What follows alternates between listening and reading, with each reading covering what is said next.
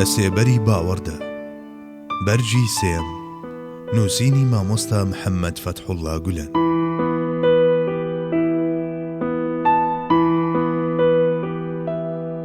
ئامادەباشی میتافیزیکی، هەستی بوونە جەماعەت، جیهاد و کۆمەڵە دەستورێکی دیکە.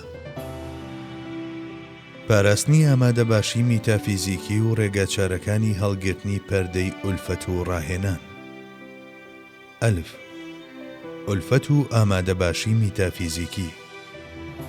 ئولفەت بریتیە لە ڕاهاتنی مرۆڤ بە شتێک و لە دەستدانی توانای سەرسوڕمان و بێباکبوونی بەرامبەر بەو شتە سەرسوڕهێنەر و ناوازانەی کە لە ڕاست و چەپ و پێش و پاشیدا ڕوودەدەن. کاتێک بۆ یەکەم جار بابەتێک دەبیستین، تازە و زیندوو و سەرنجڕاکێشە، بەڵام پاشماوەیەک لە مێشکماندا تەنها هێڵ و قاڵبەمات و سیسەکانی وەکو چیرۆکێک دەمێنێتەوە.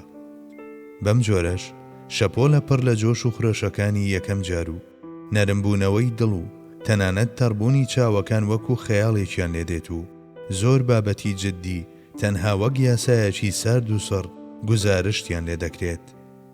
وشتی و کاڵ و کرچی و سوڕانەوە لە نێو توێکەڵدا باڵادەستی خۆیان بەسەر ڕۆحدا دەسەپێن و بە جۆرێک ئیدی دڵەکان تەواو ڕق دەبن و مرۆڤیش خەمسارد و بێباک دەبێت. ئامادەباشی میتافیزیکی بریتیە لەو سەرچاوەی هێزەی کە هەمیشە جۆش و خرۆشی ناوەکی و عاشق و شەوق و هەیەجان و هەستە معنەویەکانمان بە چالاکی دەهێڵێتەوە و بەرەو ئاین و عیبادەتەکان پاڵمان پێوە دەنێت.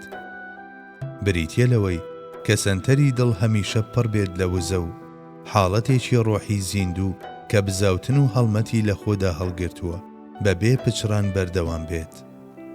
ئەوەندە هەیە لەوانەیە بە تێپەڕبوونی کات ئەم زیندویەش بە تەپوتۆزی ئولفەت و ڕاهاتن بشاردرێتەوە و ڕەنگە پشکۆکان بگۆڕێن بە خۆڵێمێش و هەست و لایەنە ناسکەکان بکوژێنەوە. لە ئەنجامدا لەوانەیە کارەکە هەتا کوژانەوە و ڕزین و داخوران و تەنانەت بۆ گەنکردنیش سەر بچێشێت. شاردنەوەی ئامادەباشی مێتافیزیکی لەلایەن ئولفەت و ڕاهاتنەوە لە ڕاستیدا یەکێکە لە داخوازیەکانی سروشتی بەدیهاتنمان. هەروەک چۆن هاتنی وەسوەسە بەدەستخۆمان نییە، بە هەمان جۆر زۆر جاریش ناتوانین بەرەنگاری ئولفەت ببینەوە، بە تایبەت سەبارەت بەوانەی کە لە ئیماندا پلەیان نەبڕیوە و ژیانی دڵ و ڕۆحیان بەدەست نەهێناوە. تێپەڕاندنی ئەم یاسایی فیترەت تا بڵێ سەخت و بگرە مەحاڵیشە. جارێکیان حەزرەتی حەنزەڵە هاوڕێ لەگەڵ حەزرەتی ئەبوبەکردا دەچنە خزمەتی پێغەمبەری خوا و دەڵێت: حەنزەڵە دووڕوو بووە، ئەی پێغەمبەری خوا، ئەو شتانەی لە خزمەتی تۆدا هەستیان پێ دەکەم، کاتێک دەچمە دەرەوە هەستیان پێ ناکەم و هەمیشە ناتوانم پارێزگاری لە گەرم و گوڕیەکەم بکەم. پێغەمبەری خوا صلی الله علیه وسلم دەفەرموێت: جارێک ئەمە و جارێک ئەوە، ئەگەر هەموو کاتێک وەک ئەوە وابوونایە کە لای منن، ئەوە فریشتەکان تەوقەیان لەگەڵ دەکردن. هەموو کەماڵێک لە ناوچوونێکی هەیە و لە گەردوونیشدا هیچ شتێکی وەستا و بوونی نییە. خزمەتکردنی ئاین پارێزەرێکی باشە لە بەردەم ئولفەتدا.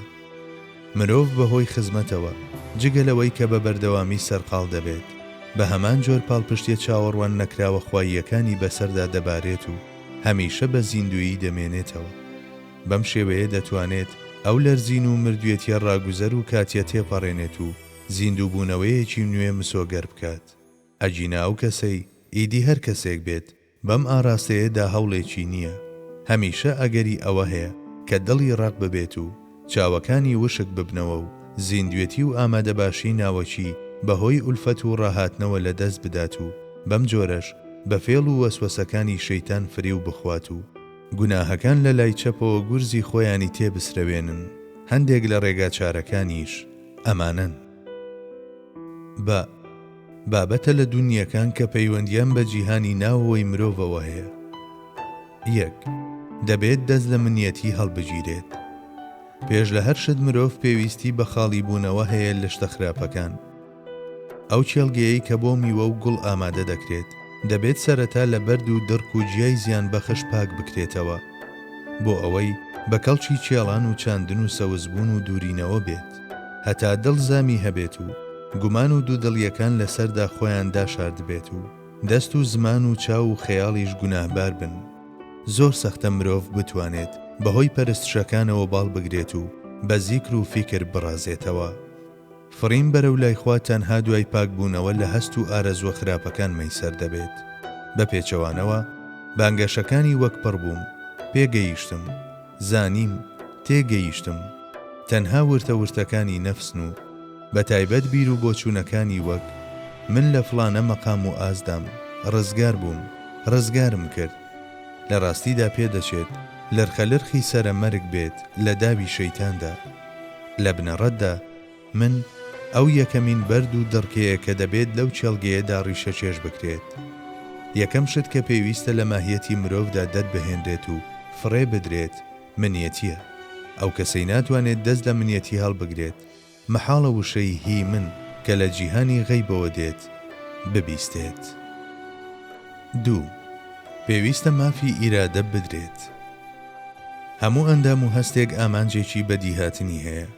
چاو بۆ ئەوە بەدیهێنراوە کە بە ئاراستەی ڕەزامەندی خوای گەورە ببینێت و دەست بگرێت و قاج بڕوات و گوێش ببیستێت. دەکرێت هەستەکانی دیکەش بەمانە بەراورد بکرێن. ئیرادەش هەمان حکمی هەیە، ئەویش ئامانجی بەدیهاتنی هەیە.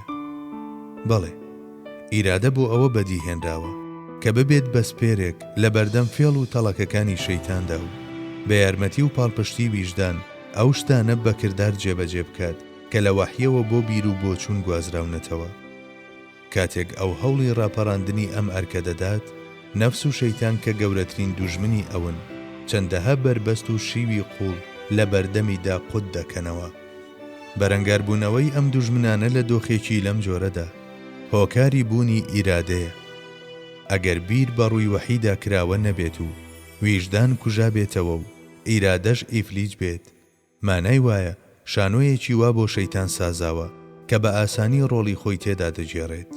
مەگەر ئەو مرۆڤەی کە هەرگیز مافی گەدەی لە بیر ناکات، نابێت مافی ئیرادەیشی بدات. 3. پێویستە واز لە خۆشویستنی نەفس بهێنرێت. ئارەزوو خوەکانی نەفس سەبارەت بە مرۆڤ وەکو ژەهرێکی کوشندە و قورسە یەکوان کە بەرەو خوارەوە ڕای دەچێشن. ڕۆح بە پێچەوانەی نەفسەوە گەشە دەکات و بەرز دەبێتەوە. هەتا نەفس زیاتر بەخێو بکرێت، ڕۆح بچووک دەبێتەوە و تەنگ و تەسک و قوڕس دەبێت.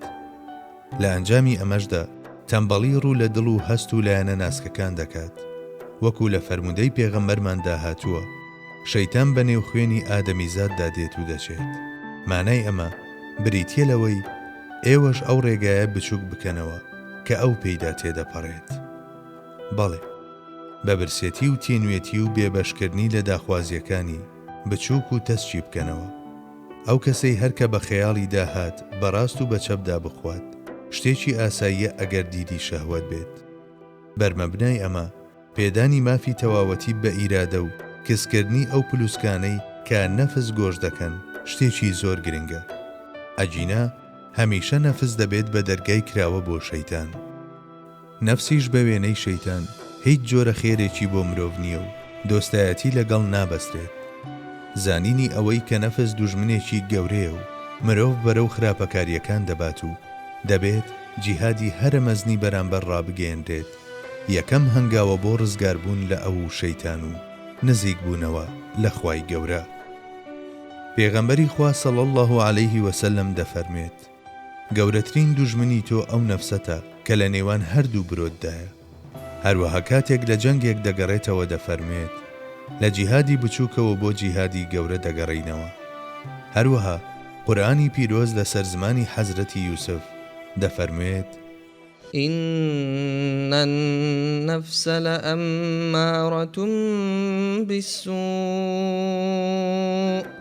هەموو ئەمانە چەندوانەیەکی گرنگن بۆ ئەوەی لە کاولکاریەکانی نەفس بترسین و هەمیشە بێدار و وریابین لە بەرامبەریەوە.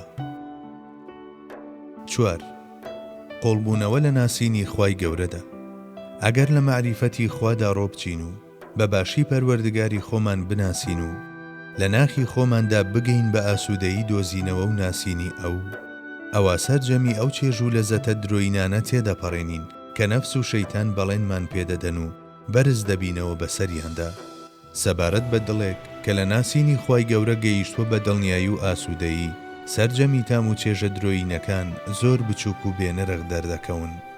خۆی لە خۆیدا ئەو کەسەی کە لە ناخیدا بەڕووناک بوونەوە گەیشتووە، مەحاڵە تام لەو چێژانە بکات کە شەیتان بە ناوی نەفسەوە پێشکەشیان دەکات. ئەو کەسانەش کە لە ناخیاندا نەگەیشتون بە معریفەت، لەو کەسە دەچن کە لە خۆر بێبەش بووە و هەوڵ دەدات دڵی خۆی بە ڕووناچی مۆم و گوڵەستێرە خۆش بکات. ئەو کەسەش کە گەیشتووە بە معریفەت و ڕووناچی، هەرگیز بەو شتە بچووک و لە ناوچوانە ناخەڵەتێت کە شەیتان و نەفس پێشکەشی دەکەن. ڕێگەی بەدەستێنانی معریفەتیش ئەو چەند خاڵەیە کە لێرەدا بە کورتی هێنامان.